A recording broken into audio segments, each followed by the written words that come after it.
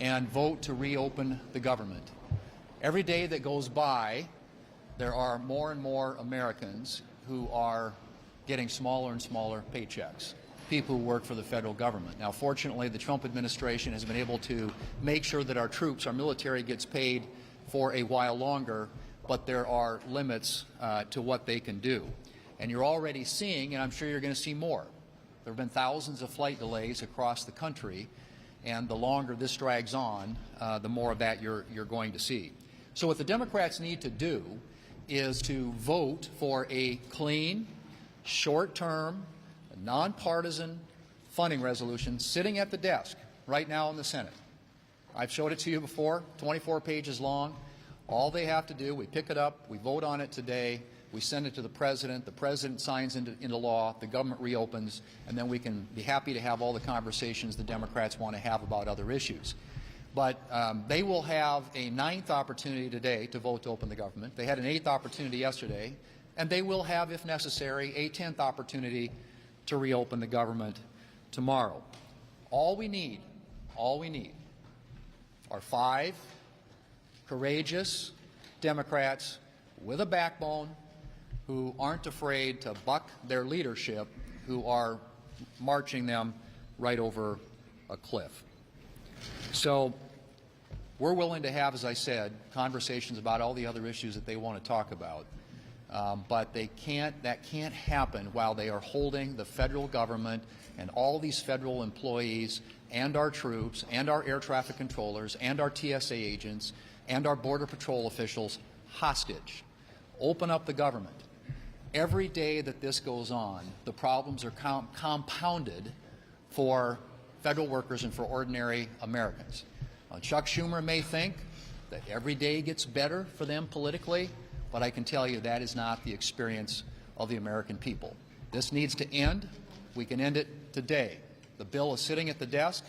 We're going to get a chance to pick it up and pass it, open up the government, and get to work for the American people. Leader Thune, good afternoon. Yes. Can you characterize why some Republicans are resistant to help boost Obamacare? Well, I mean, I think that there wasn't a single Republican that voted for Obamacare in the first place. And I think most Republicans believe, and I think the data bears this out, that the enhanced subsidies, the COVID-era subsidies, which, by the way, were set to expire by the Democrats, are a program that is desperately in need of reform. It's going to cost, over the next 10 years, $40 billion a year. And there are no income limits.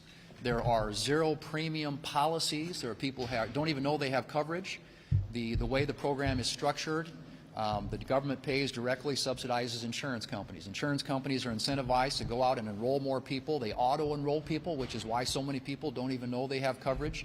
And as a consequence of that, you have people all across the country. And I said, in that marketplace, you can believe this last year, over half of the people never filed a claim. Now, that might mean that they're healthy. Hopefully that's part of the reason. But I think part of the reason is there are a lot of people out there who don't even know they have coverage because they don't pay anything for it, and because the insurance companies get paid directly by the federal government to auto-enroll them. But this is kind of a divide inside your conference, right? There's some who say we have to help people out even though we don't like it, and others saying we fought against this since 2009. Why are we trying to prop up Obama? Well, and I think that's going to, and you know, that's the conversation that we will have when the time comes. Once we open up the government, is there a path forward that would enable us to make the reforms to address some of the problems I just mentioned with the enhanced premium tax credits? But this cliff was created by the Democrats. They could have fully funded this. They could have funded it for 10 years, but they wanted to prioritize a lot of their Green New Deal policies when they did their reconciliation bill. But there are folks out there who I think see a path forward here. And I said, we're happy to have that conversation, but we can't do it while the government is shut down. The President has talked about using this shutdown to cut what he calls Democrat programs. He said he's going to come out with a list of additional programs he wants to cut. Are you comfortable with him using the shutdown to end run Congress and make these cuts? Well, I don't think that I'm not comfortable with any of this being done because, as I've said, I don't like government shutdowns. Nobody wins in a government shutdown. And this is a decision, these are decisions, I should say, that are being forced on the administration by the Democrats voting repeatedly be the 9th time today, to keep the government shut down. These are cuts and firings that have never been necessary to have a shutdown. Any administration makes decisions in a shutdown, and I've been through a lot of them, with Democrat presidents as well. They are going to prioritize the things that are important to them. When they make decisions about where they're going to allocate money, which departments and agencies are going to get less, which employees are essential, which aren't, those are all decisions that administration is forced to make when they're trying to manage in the middle of a shutdown, which is why it is so important that the Democrats vote to end the shutdown. Then none of these issues that you're asking about become real. But they're real right now to a lot of people because they're getting much smaller paychecks as a result of the Democrats' obstruction. There are a number of polls showing that more Americans blame Republicans than Democrats for the shutdown. Both those numbers are starting to shift. Why do you think that is, that more blaming Republicans? And how are you thinking about strategically to change the public perception? Well, and I've seen polls that have a very different conclusion. But as I've said before, this isn't about polls. This is not a political game. Maybe it is for our colleagues on the other side of the aisle who say that this is getting better for us every day. This is not a political game. And the polls, I don't care what the polls say, nobody wins in a government shutdown. The government needs to open up again. And holding it hostage to do stuff like what they're trying to do has just never been done before. I mean, think about it. $1.5 trillion in new spending in their proposal to keep the government open till the end of October.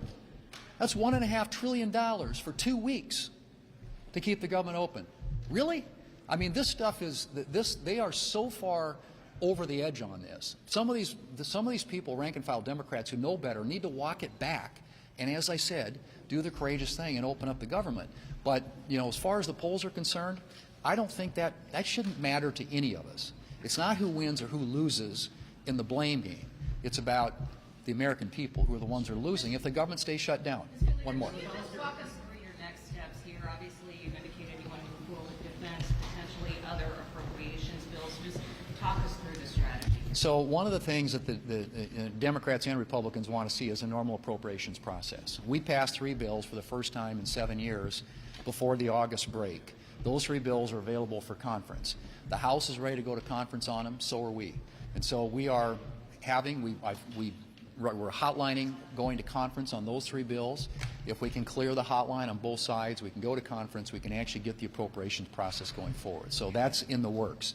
Also, I filed yesterday on the defense appropriations bill, which is available, passed the Senate Appropriations Committee 26-3, and it's something that we ought to be moving forward on, and hopefully, if possible, we'd like to attach some other appropriations bills to it and do the same thing we did with the first minibus, and that is, you know, package some bills that we can move at the same time and get the government funded in the traditional way, which is through the annual appropriations process. So that's kind of where we are. Those are the 2 things that are in the works this week, and we'll find out tomorrow whether the Democrats want to proceed to the defense appropriations bill and what other bills we might be able to attach to it if we can get consent to do it. Mr. Leader, One more.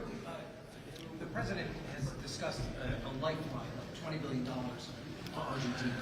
Do you think that's responsible, especially given the fact that we're in a government shutdown, and do you view that as an America First policy? You know, I think that something along the lines of what he's doing has been done in the past. I mean, previous administrations, if they think there are reasons in the interest of economic stability in areas of the world that are important to us economically, there are previous administrations that have made similar decisions. In this case, my understanding is it's a currency swap, and so it's structured in a way that hopefully will support and give some stability to their economy. And I think the U.S. has some strategic interests in that region of the world. So, you know, I think it's a decision the administration is making based on precedent that past administrations have used. And I hope that the Argentine economy responds in a way that keeps them a stable economy working in a part of the world where America needs allies. Thank you.